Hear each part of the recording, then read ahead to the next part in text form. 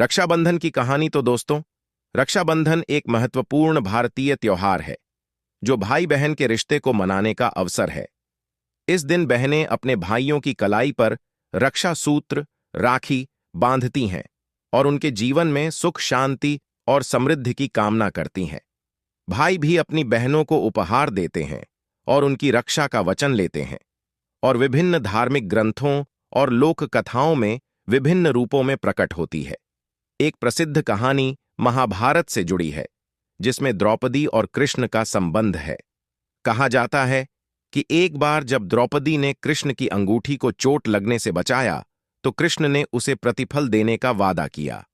फिर एक दिन जब द्रौपदी की साड़ी को दुर्योधन और उसके साथियों ने खींच लिया, कृष्ण ने अपनी दिव्य शक्ति से उसकी साड़ी को अनंत कर दिया, जिससे द्रौपदी की इज्जत बच गई।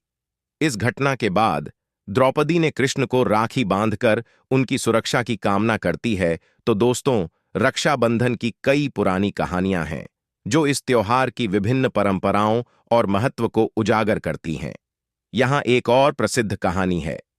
तो दोस्तों, अगर आप हमारे चैनल पर नए हैं तो हमारे चैनल को लाइक, सब्सक्राइब और कमेंट जरूर करें। तो रक्षाबंधन की कथा, राजा बलि और देवी लक्ष्मी के बारे में। तो दोस्तों, पुरानी मान्यता के अनुसार रक्षाबंधन का त्योहार भगवान विष्णु और राजा बलि के बीच एक कहानी से भी जुड़ा है। राजा बलि एक बहुत ही शक्तिशाली और दयालु असुर राजा था, जो अपने पुण्य कर्मों के कारण स्वर्ग तक पहुंच गया था। भगवान विष्णु ने राजा बलि को पाताल लोक में भेजने का निर्णय लिया, ताकि स्वर्ग में देवताओं का राज्य हो सके। जब बलि को यह जानकारी मिली तो वह बहुत दुखी हुआ। वह भगवान विष्णु से निवेदन करने लगा कि उसे अपने भक्तों की सेवा और देखभाल की अनुमति दी जाए।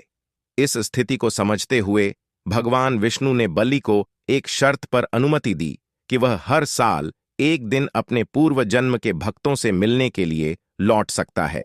इस समय देवी लक्ष्मी, जो विष्णु की पत्नी हैं, ने राजा बलि को राखी बांधने का प्रस्ताव दिया। बलि ने खुशी से इसे स्वीकार किया और देवी लक्ष्मी की रक्षा का वचन लिया। इस प्रकार रक्षाबंधन का त्योहार राजा बलि और देवी लक्ष्मी के बीच एक मजबूत रिश्ते और भाई बहन के प्यार की कहानी को दर्शाता है। यह कहानी बताती है कि रक्षाबंधन केवल भाई बहन के रिश्ते का ही नहीं, बल्कि हर प्रकार के रिश्ते की सुरक्षा और सम्मान का प्रतीक है। तो दोस्तों, रानी कर्णावती और राजा हुमायूं की कहानी कुछ इस प्रकार है। महारानी कर्णावती राजस्थान की रानी थीं। उनके पति राजा राणा संगा चित्तौड़गढ़ के महाराजा थे। सन 1535 में मालवा के सुल्तान बहादुर शाह चित्तौड़गढ़ पर हमला करने के लिए आगंतुक भेजा।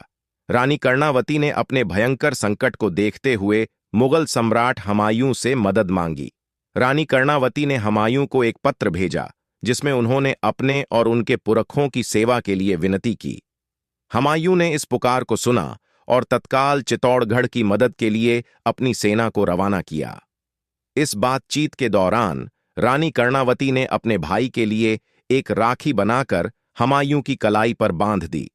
इसके बाद हुमायूं ने अपनी सेना के साथ चित्तौड़गढ़ पहुंचकर सुल्तान बहादुर शाह को पराजित किया।